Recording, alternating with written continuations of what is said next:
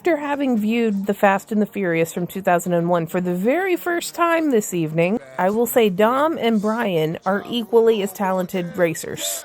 However, I don't think either of them are as good as Vanellope von Schweetz.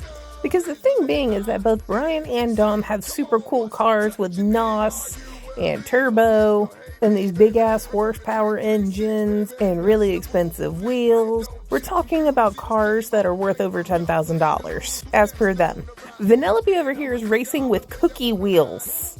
Shortbread cookie wheels. Her tire treads are gummy worms, and she drifts with them. And you can argue that she only does that in Sugar Rush, where the ground, I think, is made of, like, fudge or some shit. But she also did it in Slaughter Race, I think. Actually, I can't remember if she used her cookie car in Slaughter Race.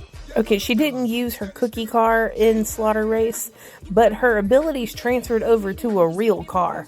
And all while with the disability. So in conclusion, Vanellope von Schweetz is the better racer out of all of them. But on to more important subjects. I'm not calling it bad because I understand it. You got the cool cars that go vroom, vroom, vroom, vroom, vroom.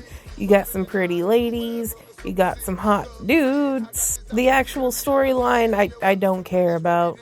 I'm not super concerned with people who were like robbing trucks as they are moving for some damn TV VCR combos. The aesthetic is cool, the storyline is goofy, but also makes me extremely curious because there's 10 of these movies.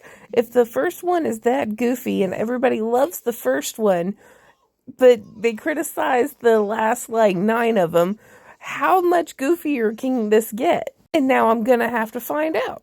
When it comes to robbing the trucks, well, number one, how did they find that many unoccupied roads in Los Angeles? Unoccupied enough, you can have 3 very matching distinct cars drive up against a semi-truck and fucking rob them in the middle of the road. Isn't LA one of the most densely populated cities in the US?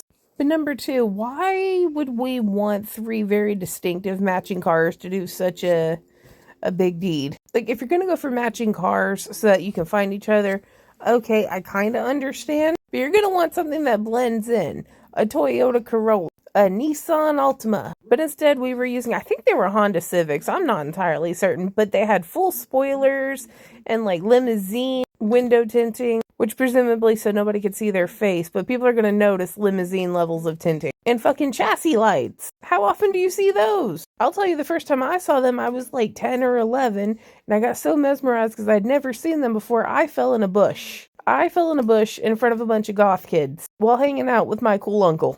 If y'all wanted to do this and throw everybody for a loop that's on your case, you should have done them in Crown Vics. Specifically Crown Vics with the searchlight still on them. Because everybody knows Crown Vics are basically cop cars. Especially with the searchlight, they're either former cop cars or unmarked cars. So you're driving down the interstate, there's a bunch of Crown Vics around a semi. Everybody's thinking, oh, they're getting a police escort. Nobody's going to call that in. Nobody's going to look. State troopers, they're not going to give a shit. For a little razzle-dazzle, you could have put some damn radios in there. So if they try to, verify what's going on, you could have just pretended to be a cop. Nobody would know. I'm going to give it a 6 out of 10 because aesthetics were key here, but not the car key. Because this is 2001 and you still have to have an actual key and not a fob. So 6 out of 10. Okay, bye.